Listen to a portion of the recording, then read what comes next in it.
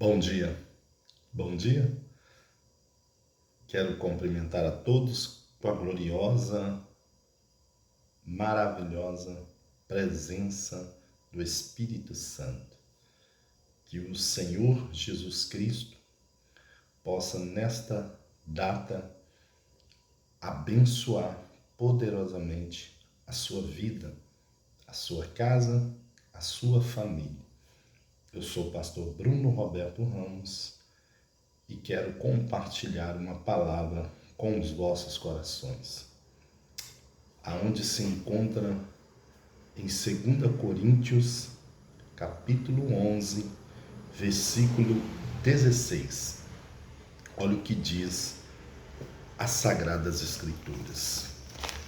O sofrimento do apóstolo Paulo por amor do Evangelho.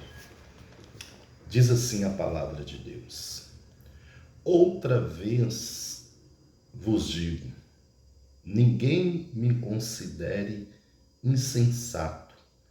Todavia, se o pensais, recebei-me como insensato, para que também me glorie um pouco.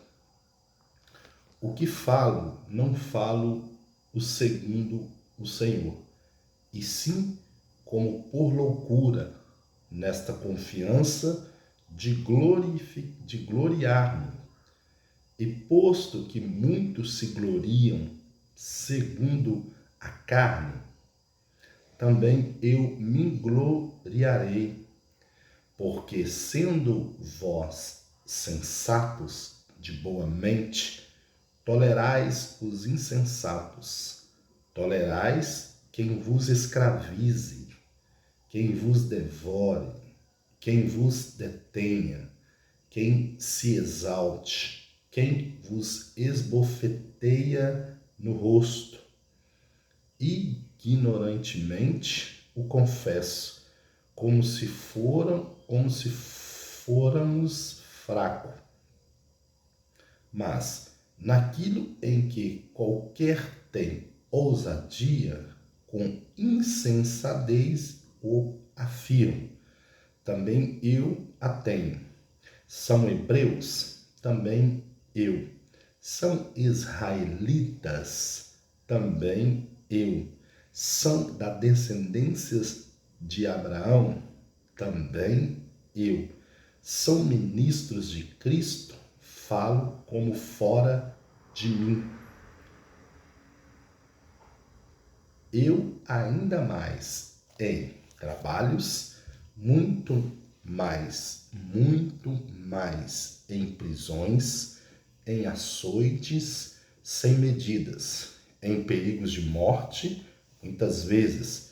5 vezes recebi dos judeus uma quarentena de açoites menos um. Fui 3 vezes fustigado com varas, uma vez apedrejado em naufrágio, 3 vezes, uma noite e um dia passei na voragem do mar, em jornadas, muitas vezes em perigos de rios, em perigos de salteadores, em perigo entre patrícios, em perigo entre gentios, em perigos na cidade, em perigo no deserto, em perigo no mar, em perigos entre falsos irmãos, em trabalhos e fadigas, em vigílias, muitas vezes, em fome e sede, em jejum, muitas vezes, em frio e nudez. Além das coisas exteriores, há o que pesa sobre mim diariamente, a preocupação com todas as igrejas. Quem enfraquece, que também eu não enfraqueça. Quem se escandalize, que eu não me infame. Se tenho de gloriar-me, gloria-me-ei no que diz respeito à minha fraqueza.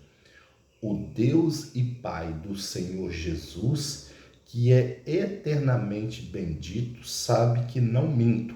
em Damasco, o governador preposto do rei Aretas mandou guardar na cidade dos damascenos para me prender, mas num grande cesto me desceram por uma janela da muralha abaixo e assim me livrei das suas mãos. Meus amados e queridos irmãos, povo bendito do Senhor, aos grandes, aos pequenos, aos de perto e também aos de longe. A palavra de Deus, ela afirma que todo aquele que se alista no exército do Deus vivo, do Deus de Israel, ele passará por muitas tribulações.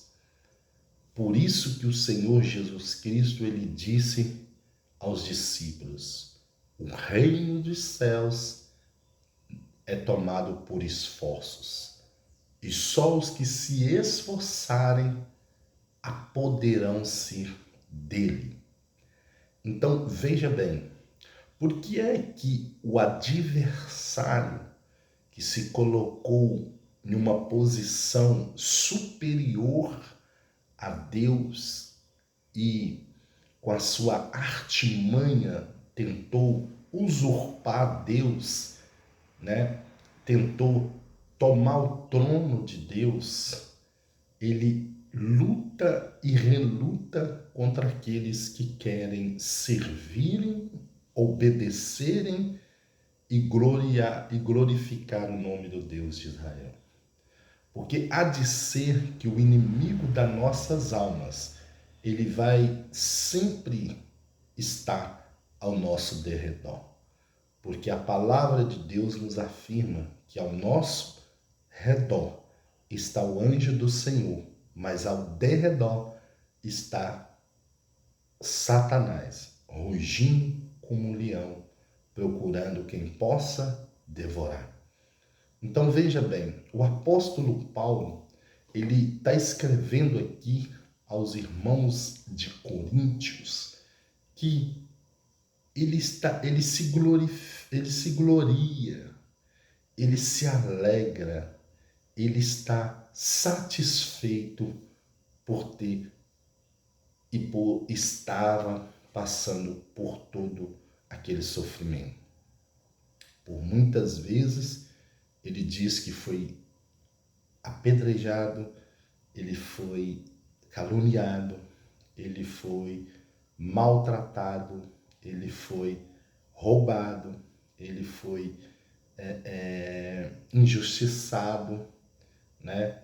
Ele sofreu danos, percas, ele sofreu ameaças. Então, mas tudo isso que ele passou não o fez abandonar a cruz do nosso Senhor e Salvador Jesus Cristo. Na verdade é que muitos têm olhado o Evangelho como uma porta de oportunidade, mas Deus, ele tem concedido a misericórdia dele para que todo aquele que crê no Filho dele, como está escrito, possa alcançar a salvação eterna. Veja que no livro de Jonas, quando Deus lhe dá uma ordem para ir pregar arrependimento em Nínive, a palavra de Deus diz que por causa do que Jonas já tinha passado, o profeta Jonas já tinha vivido no decorrer da sua vida com seus familiares, com seus parentes, ele se entristece. Então ele tenta desobedecer a ordem de Deus, que era para pregar para os Ninívites, para que eles viessem se arrepender dos caminhos tortuosos que os ninivitas estavam vivendo. Os ninivitas estavam entristecendo o coração de Deus com suas atitudes, com as suas artimanhas, com os seus rituais e com as suas formas ali, até mesmo de adquirir ou de se apropriar daquilo que não era lhes devido. Então, o Senhor, assistindo do alto e sublime trono, ele chama o profeta Jonas e diz: olha, diga para eles que se eles se arrependerem, eu não destruirei a cidade de Nínive. E Jonas, ele toma a dor da sua alma, do ser humano, e resolve ir para outro lugar, resolve fugir da presença de Deus e desobedecer a Deus. Então ele compra ali uma passagem, entra dentro de um barco, né, e ali se esconde no porão e vai dormir e coloca a vida dos marinheiros em risco. E veio uma grande tempestade, todos conhecem a história, que o barco estava próximo de se virar e todos morrerem ali, né, em pleno meio do mar. Então os marinheiros lembram que tinha alguém no porão. Então eles chamam o profeta Jonas e diz para ele: qual Deus que você serve? Será que não é por sua causa que estamos passando por toda essa tribulação, por toda essa angústia, por todo esse sofrimento? E Jonas revela: sim, é por minha causa, porque o Deus que eu sirvo, o Deus de Israel, o Deus dos meus antepassados, de Abraão, de Isaque e de Jacó, o Deus Todo-Poderoso, me mandou com que eu fizesse algo e eu rejeitei no meu coração de pregar o arrependimento aos ninivitas. Então, ele diz: mas eu sei o que vocês devem fazer. Vocês devem me apanhar, me lançar sobre o mar, e essa tempestade vai se acalmar. E vocês continuem as suas viagens, continuem as suas vidas. Então assim aqueles marinheiros fizeram, lançando Jonas no mar. Jonas achava que ao ser lançado no mar, ele seria comido pelos peixes, seria devorado e a sua vida acabaria ali. Os ninivitas também seriam destruídos, porque não haveria arrependimento. Mas não tem como frustrar os projetos e os planos de Deus. A palavra de Deus diz que Deus prepara um grande peixe que antes de Jonas cair nas profundezas do mar, o peixe o engole e o mantém vivo dentro da sua barriga ali, da baleia, por 3 dias. E dentro da baleia, de dentro ali, das entranhas da baleia, ali aprisionados por algas, por plantas e por sei lá o que tinha dentro daquela barriga grande da baleia, é ou não é? Jonas clamou, gritou, gemeu, e Deus ouviu a oração de Jonas e fez com que a baleia vomitasse o profeta em terra seca para pregar para os ninivitas. Então ele foi, pregou, o rei decretou um jejum a todo o povo, até os animais jejuaram, e Deus recebeu o sacrifício daquele povo, atendeu o arrependimento daquele povo e mudou a história dos ninivitas. Então a verdade é que quando entramos num propósito de jejum e de oração, não é para que Deus traga sentença ou destruição, mas para que Deus traga o arrependimento de tudo aquilo que as pessoas têm feito sem discernimento, porque nós vivemos um dia onde o inimigo tem cegado a muitas pessoas. As pessoas não conseguem discernir do que é certo e do que é errado. Poxa, Há de ser que por causa de um sofrimento de uma pessoa, por causa de uma dor na alma, por causa de uma dor no espírito de uma pessoa, ela venha se recuar, ter medo por causa de uma ameaça, por causa de uma perseguição, por causa de uma calúnia, por causa de uma inveja, por causa de um ritual, por causa disso ou daquilo outro, as pessoas ficam sem forças para quê? Para lutarem, para buscarem fortalecimento de sobrevivência. Então o apóstolo Paulo, ele deixou bem claro, ele se gloriava nas lutas, nas perseguições, porque sabia que quanto mais os perseguia, quanto mais os caluniaram, mais para próximo de Jesus Cristo eles o lançavam, eles o ajudavam a ele a crer mais em Jesus. Porque quanto mais você está passando por perseguição, lutas, afronta, calúnia, mentiras, engano, mais perto de Cristo você chega. Então, esta palavra que eu vos trago nesta manhã é para que você entenda que se o Filho unigênito do nosso Deus passou, então você também vai passar. Porque se você ficar acreditando em promessas fantasiosas, né, em coisas que não estão de acordo com o que está na vida dos homens de Deus, das mulheres de Deus que passaram aqui neste mundo por lutas, aflições, angústia, perseguições, né? Então não está condizendo com o Evangelho de Jesus Cristo. Porque se o nosso Senhor e Salvador, ao chegar a este mundo, não tinha nenhuma hospedagem ali, ou ninguém, né, vendo aquela senhora, a Maria, mais o José ali, aquele barrigão de Maria com Jesus lá dentro, teve consideração em falar, não, né? Daqui eu desocupo esse quarto aqui, dá para essa mulher grávida, para ela trazer luz a esta criança, né? Não teve pessoas ali para ter gentileza de compartilhar ali aquele momento daquela, né, daquela gravidez ali, daquele momento onde o Senhor Jesus estava para nascer, né, para Maria dar à luz. Assim é nos dias de hoje. Quantas pessoas só pensam em si mesmo? Quantas pessoas estão tirando proveito dos mais vulneráveis, daqueles que já não tem nada, ainda tem pessoas que têm coragem de tomar aquele nada que aquela pessoa tem.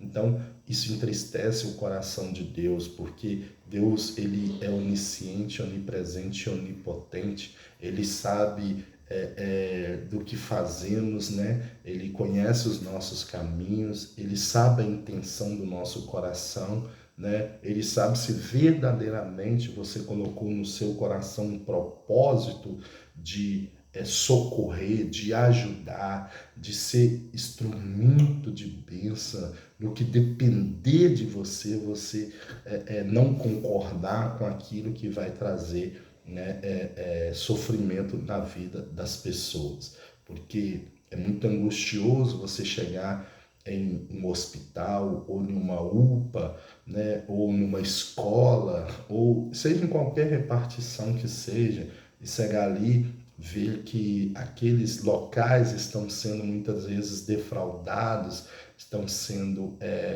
locais de exploração de terceiros para se beneficiar, porque se Deus levanta uma autoridade ou levanta um governo, alguma coisa, que é para ele zelar, para ele cuidar, para ele, né, ali fazer com que aquele local seja um local preparado para servir, para socorrer os necessitados. Então, pense nisso, peça ao Senhor discernimento, né? Peça ao Senhor que te livre, né, daquilo que não é de Deus para a sua vida.